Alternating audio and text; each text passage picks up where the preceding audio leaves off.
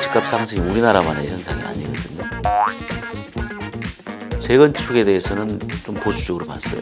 그러니까 이번에 이제 주택 공급 부족 때문에 온 거냐? 그러면 공급은 충분했다, 서울시 주택 충분하지 공급. 않았습니다. 네, 안녕하세요. 브릿지 조한송 기자입니다. 계속해서 부동산 시장을 좀 진단해보는 시간을 갖고 있는데요. 오늘은 좀 특별한 손님을 모셨습니다. 작년까지 이제 서울시에서 주택 정책을 총괄해 오신 진희선 전 2부 시장님이 나와 계시는데요. 학계로 돌아오셔서 책을 집필하셔서 모셨는데요. 오늘 교수님과 함께 서울을 중심으로 이 부동산 시장을 진단을 하되 정책에 관한 얘기도 조금 나눠보도록 하겠습니다. 안녕하세요, 교수님. 네, 안녕하세요. 반갑습니다. 진희선입니다. 현직에 계실 때 뵀었는데 또 이렇게 교수님으로 뵈니까 감회가 새로운 것 같습니다. 네. 소개를 드리면 1987년에 기술고등고시에 합격해서 이듬해 서울시에서 공직 생활을 시작하셨고 주거정비과장과 주택건축국장 그리고 도시재생본부장을 거쳐서 행정 2부 시장에 오르셨고요. 작년 7월에 퇴임 후에 현재는 연세대학교 특임교수로 재직 중이십니다. 네, 네, 맞죠? 감사합니다. 너무 소개를 잘해주셔서. 네. 그래서 작년까지 사실 또 서울시에서 정책에서 실무 담당자이셨기 때문에 일부는 조금 불편한 질문이 되지 않을까 싶기는 한데 네, 미리 양해를 각오하고 있습니다. 미리 양해를 좀 구해보고 네, 네, 얘기를 해보도록 할 텐데요. 그래서 32년간의 공직 생활을 마무리하시고 지금 학계로 오셨는데 부동산 시장에 대해서 조금 생각이 달라지신 점이 네. 있다면 뭘까? 정책 입안자나 실행하는 사람들은 정말 부동산 시장이 불안하고 출렁거리면 정말 잠 못 자요. 조급해지고 뭔가를 대응을 해야 될 것 같고 학계에 있다 보니까 그런 압박감에서 벗어나서 부동산을 좀 더 객관적으로 바라볼 수 있는 그런 소중한 시간이었지 않느냐는 생각이 들고 이제 그런 생각 속에서 좀 글로 모으고 좀 책으로 집필을 하게 됐습니다. 좀 긴 호흡으로 좀 보게 됐다라고 하셨는데 역대 최장 기간의 이제 상승세라고 하잖아요. 집값이 도대체 왜 이렇게 계속 오르나 이걸 굉장히 궁금해 하시는데 책에서는 계속된 금리 인하가 대책을 무력하게 만들었다라고 평가를 하셨어요. 주로 집값에 영향을 미치는 게 몇 가지가 있는데요. 첫 번째는 그 저금리로 인한 우리가 0.5% 기준금리가 내려가는 것은 건국 이래 처음이죠. 처음이죠. 유동자금이 3,000조입니다. 우리나라 예산이 600조거든요. 그리고 우리나라 한 해 국내 총생산이 2,000조. 3,000조면 엄청난 거죠. 그 자금이 갈 데가 없는 그런 시점이다 보니까 일단 그 유동자금의 상당 부분이 이 부동산에 흘러왔다. 저는 두 번째는 소득 증가라고 생각을 합니다. 2010년에 GNP를 보면 2만 불이었어요. 2018년에 불과 한 8년 요 정도에 3만 불 시대로 들어왔습니다. 근데 그것이 왜 바로 집값에 반영이 안 됐을까를 보면 우리가 2008년에 금융위기가 왔잖아요. 네. 이게 집값이 떨어지는 시대였습니다. 쭉. 그러다가 2013년 8월에 이제 저점을 찍고 2014년부터 오르기 시작했는데 떨어지다 오르니까 체감이 안 되겠죠. 그리고 2014년에 세월호가 있었어요. 네. 온 국민이 이제 우리 안전한 대한민국 만들기에 관심이 있었고, 그게 이제 2015년까지 가죠. 본격적으로 오르는 거 2015년, 16년부터 오릅니다.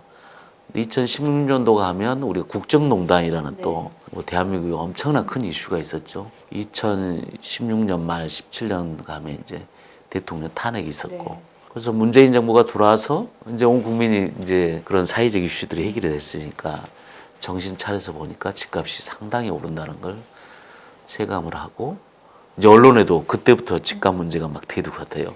그래서 문재인 정부가 들어와서 2017년 5월에 들어오죠. 그리고 김현미 장관이 2017년 6월에 처음 네. 부동산 대책을 발표를 합니다. 그래서 저는 이번에 두 가지 원인이 맞물렸을 거다.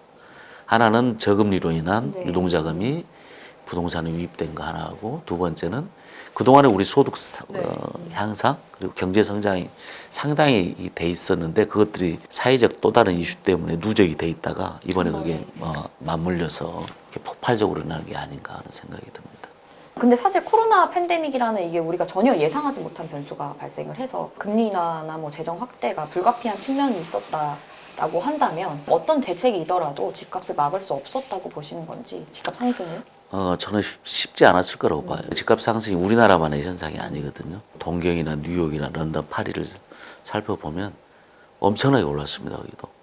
조금 오르는데 30%, 한 50% 정도는 오른 것 같고 뭐 더 많이 오르는데 70%까지 올랐거든요. 다만 이 집값 상승이 왔을 때 그 충격을 어떻게 하면 완화할 수 있을까 그런 면에서 이제 정부도 많이 고민했을 거라고 보는데요. 특히 우리나라 같은 경우는 이 주거 시장이 굉장히 좀 취약합니다. 유동자금 들어오기도 쉽고 불로소득을 많이 챙기기도 쉬운 구조죠. 우리나라의 세제 구조 때문에 저는 그렇다고 봅니다. 그걸 안 파는 거죠. 뭐 팔 집이 별로 안 나오니까 부르는 게 값이 되는 거고. 이러한 취약한 구조 때문에 부동산 상승기에는 더욱더 가속화될 우려가 있고 체질 개선을 강조하셨는데 세제 개편과 관련된 내용은 뒤에서 조금 더 뭐 쟁점들이 있어서 얘기를 하도록 하고 수요가 당연히 늘어날 수밖에 없는 상황이라고 하면 주택 공급의 문제에 관해서는 사실 서울시도 인허가권을 쥐고 있기 때문에 직간접적으로 영향을 미치잖아요. 재임 시절 당시에도 사실 인허가가 원활히 이루어지지 않았기 때문에 주택 공급이 부족해질 거라는 우려가 높았다. 이런 비판에 대해서는 어떻게 맞습니다. 생각하시는지. 이제 그런 비판이 많이 있죠. 네. 그런데 우리가 이제 주택이야말로 특히 아파트 같은 경우는 수요 공급에 의해서 가격 결정이 굉장히 잘 안 되는 이것보다 이제 비탄력적이라고 그러는데 수요가 막 몰리면은 공급이 확 되잖아요. 근데 아파트 같은 경우는 빠르면 5년, 네. 늦으면 10년입니다. 미스매치가 있다. 미스매칭이 굉장히 이제 강력하게 일어나는 건데, 근데 우리가 돌이켜 보면 2008년에 금융위기가 와가지고 2014년, 15년까지는 국지적으로 많이 떨어져요. 이런 시대에는 사업을 하고자 하는 사람이 거의 없죠. 그렇죠. 그래서 오히려 재개발 뉴타운이 해제를 합니다. 거꾸로 사업성이 없으니까. 사업성이 없으니까. 그러니까 그때 이제 누적되는 것들이 지금 나오는 것들이거든요. 그게 지금 2017년, 18년부터는 이제 좀 가속화를 시작을 하잖아요. 그때 강남 재건축의 인허가를 할 거냐 말 거냐. 네. 그게 굉장히 큰 어려움이 있잖아. 네. 하자니 조합의 지분값이 올라가지고 일대 주택 가격을 상승을 또 네. 불러일으키고 안 하자니 새로운 공급이 안 되고 굉장히 큰 딜레마에 이제 우리가 좀 빠져 있는데 그럼에도 불구하고 꾸준히 공급은 해야 되고 제가 통계를 보면 거의 서울시에서 한 8만 가구 정도는 네. 지속적으로 나오고 있습니다. 임대 포함이죠? 모든 거 다 포함해서. 포함해서? 근데 이제 이렇게 주택 수요가 폭발적으로 늘어날 때는 더 확 많이 공급하는 게 좋죠. 그런데 아까 말씀드린 대로 아파트는 지금 뭐 나대지가 없잖아요. 네. 빈 땅에. 그럼 7년에 10년 걸린다는 거예요. 그러한 미스매칭을 우리가 어떻게 견뎌나가느냐. 굉장히 중요할 것 같고요. 그러면은 말씀을 조금 정리를 해보면 어쨌든 그때 이제 강남이나 뭐 여의도나 용산이나 이런데 이제 재건축 인허가가 좀 지연이 되고 아직도 안 되고 있기는 한데 어차피 그렇게 했어도 주택 공급에 큰 어쨌든 미스매치 때문에 큰 영향은 없었을 것이다. 영향은 있었을 거예요. 그때 이제 서울시에서도 박원순 시장이 네. 여의도 용산 통개발 생각나시죠? 네. 그때 그걸 인허가를 하겠다는 신호거든요. 네. 그랬더니 거꾸로 그것 때문에 집값이 엄청나게 뛴다. 하지 말아달라. 그리고 언론에서도 하면 안 된다는 기조로 전부 발표를 하잖아요. 마치 뭐 박원순 시장이나 서울시에서 아는 것처럼 얘기를 하지만 그렇지는 않습니다. 하려고 하면 또 그런 반작용, 부작용 때문에 네. 또 굉장히 어려움이 있었던 거죠. 그런데 사실 미스매칭도 있지만 시장에 주는 시그널 효과가 있잖아요. 근데 특히 이제 재건축, 뭐 재개발 인허가가 늦어지면서 시그널이 공급 우려로 좀 번진 부분도 있어서 그런 표현이 있지 않았나? 그러니까 시그널을 주는 건 있잖아요. 시그널을. 당장 어떤 주택 공급하는 효과는 없고. 그래서 그때 이제 이런 시그널 얘기를 많이 했죠. 재건축에 대해서는 좀 보수적으로 봤어요. 사실 당시에. 네. 당시. 근데 재개발은 좀 촉진하자는 쪽으로 봤어요. 그래서 그 아까 재개발, 재건축을 한쪽에서는 정리하고 털어내는 작업을 했고 한쪽에는 촉진하는 작업을 했죠. 의지가 있고 주민들이 네. 또 사업성이 있는 부지는 좀 세게 가도록 우리가 코디네이트도 지원을 해주고 재개발을. 전문가들도 같이 지원할 수 있는 그런 프로세스를 만들어서 갈등을 조정을 해서 해결하는 현장이 꽤 많이 있습니다. 그게 이제 지금 입부 시기가 다가와 있죠. 당시에는 그래도 좀 인허가를 조금 보류하고 그런 식으로 좀 주택 그래서 이제 안정화를 그래서 이제 네. 그렇죠. 굉장히 많이 불안한 상황이기 때문에 일단 뭐 한숨 고르고 가자는 의미에서 보류를 했던 거죠.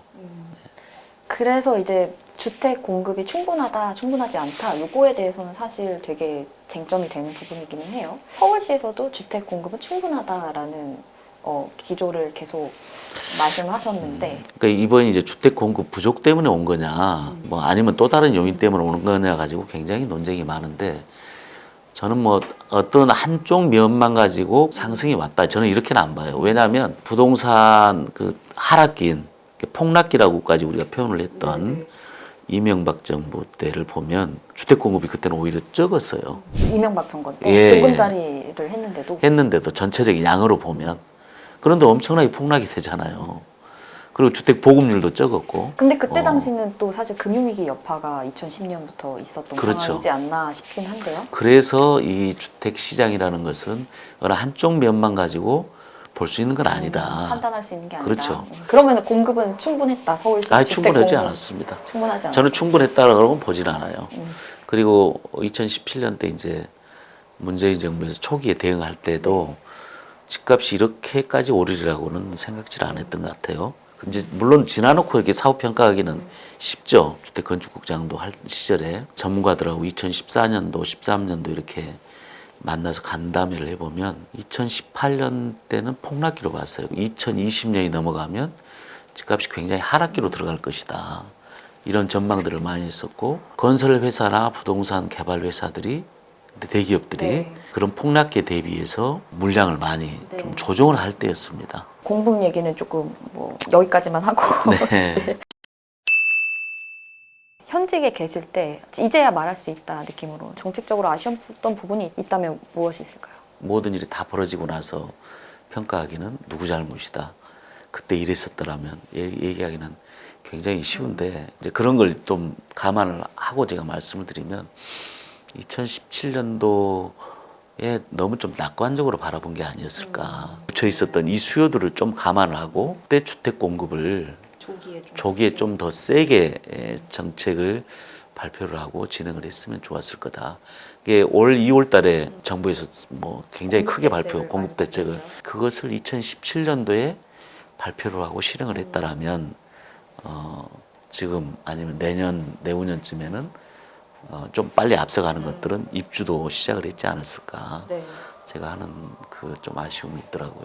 공급의 중요성에 대해서는 좀 어느 정도 공감대를 갖고 계신 것 같은데 총괄하실 때 정비 사업에 대한 인허가를 통한 공급보다는 그때는 재생 그때도 방점이었던 것 그때도 같은데 사실 이제 마찬가지였어요. 제가 재정본부장 할 때 우리 한켠에는 재개발 재건축하는 팀이 있었고 한켠에는 이제 재개발 재생하는 팀과 한쪽에서는 보존과 관리하는 팀이 있었고 한쪽에서는 이제 리모델링하고 이제 공동체 키우는 크게 보면 세 부류가 있었는데 그때는 또 부동산 하락기였고 그랬는데 지금은 이제 부동산 상승기고 또 재개발 재건축이 수요가 많기 때문에 이 부분이 좀 강조돼야 된다. 그러니까 시기적으로 그 수요에 맞게 적절하게 대응할 필요가 있다는 거고 저는 이제 한 가지 이제 이것도 이제 흐름을 다 놓고 보니까 왜 그때 재생하고 보존하니라고 지금 이러한 사태가 불러일으켰다.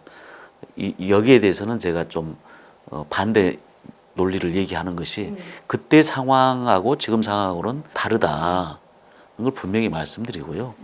그리고 이명박 정부 때 아까 말씀드린 대로 하락기였는데 그때 공급이 적어서 하락기였냐? 그건 아니었다. 공급에 대해서는 5년에서 7년 또 10년까지 걸리기 때문에 요 미스매칭을 어떻게 잘 극복을 하느냐. 이게 굉장히 중요하거든요. 지금 예를 들어서 지금 상승기에서 막 공급을 세게 해놓잖아요. 그러면 이 하락기 가면 그게 입주 시기가 돼요, 또. 그래서 아까 이제 여의도 용산 통개발 언급을 잠깐 하셨는데 책에서도 굉장히 곤혹스러운 이슈였다라고 말씀을 하셨어요. 언론 인터뷰를 이제 적극적으로 하시면서 진위를 말씀하셨어요. 개발 계획이 아니었다. 그럼에도 불구하고 집값이 올랐던 이유는 뭐라고 생각하시나요? 오해의 소지가 나올 수 있는 저는 언어였다고 저는 바라보고 있고요. 저희가 서울 플랜이라고 그래서 10년마다 이렇게 한 번씩 세우는 계획이 있는데 이제 2015년도에 이미 세팅이 되온 2030 서울 플랜이 있었거든요. 하위 계획으로 각 지역별로 이제 생활공계획, 지구단위 계획을 수립을 하고 있을 때예요. 그 내용을 얘기를 하다가 이제 통개발 얘기가 나온 거죠. 2018년도 보면 여의도하고 용산은 아직은 좀 덜 올 때였어요. 오를 준비를 하고 있는데 그 얘기가 나왔듯이 올라버린 거죠. 사실 도시관리 계획이라는 건 좀 필요한 문제이긴 하잖아요. 그럼 결과적으로는 타이밍이 좀 약간 문제가 있었다, 언급이. 이렇게 보는 게 맞는. 그렇습니다. 오해를 불러일으킬 만한 이제 워딩이 있었던 거죠. 그건 뭐 부인하기는 어려울 것 같아요. 그래서 제가 언론에 가서 이걸 뭐 그렇다고 안 한다는 것은 그 거짓말이거든요. 용산은 또 서울에서 이렇게 강남, 여의도, 종로 이 주요 지구의 딱 트라이앵글의 중심에 있는데 이걸 정말 우리가 잘 개발을 해야죠. 여의도도 지금 보면은 개발한 지 4, 50년이 지나가지고 그 재건축을 하려고 17개 단지가 지금 스탠바이를 하고 있는데 그걸 그냥 각자 알아서 하세요. 해버리면 여의도 경쟁력도 확 떨어지고 난개발이 되기 때문에 촘촘한 계획이 필요하죠. 이게 마치 통개발에 비춰서 그냥 부동산 시장을 자극을 하니까 그 프레임이 한번 갇혀버리니까 해명하기도 어렵더라고요. 그래서 보류를 하는 대신에 좀 시간을 가지고 좀 더 촘촘하게 우리가 계획을 해보자 이렇게 좀 생각을 한 겁니다. 오 시장이 또 취임을 하니까 좀 기대감이 또 높아지고 있어요. 그래서 지구 단위 계획을 통과를 해야 주요 단지 재건축이 가능할 텐데, 뭐 그래서 오세훈표 재건축을 한다, 뭐 이런 기사도 조금 나오고 있는데, 그래서 통개발이 좀 시장이 안정화되면 가능할까요? 이제 통개발이라는 표현은 이제 조금 지우야죠. 마스터 플랜이라고 정정하겠습니다. 마스터 플랜, 그러니까 이제 어느 시점에 개발을 하고 어느 시점에 정비를 하고 할 건지는 이제 부동산의 어떤 상황에 따라 가지고 적정한 시점을 찾아야 될 거라고 봅니다. 당장의 현안에 매몰이 돼버리면 대한민국의 경쟁력, 서울시의 경쟁력, 또 발전, 우리 삶의 질의 향상, 이런 또 중요한 의제들을 놓쳐버리는 거거든요. 그래서 그거는 항상 염두를 하면서 또 당장의 현안도 챙겨야 된다 이런 말씀을 드립니다.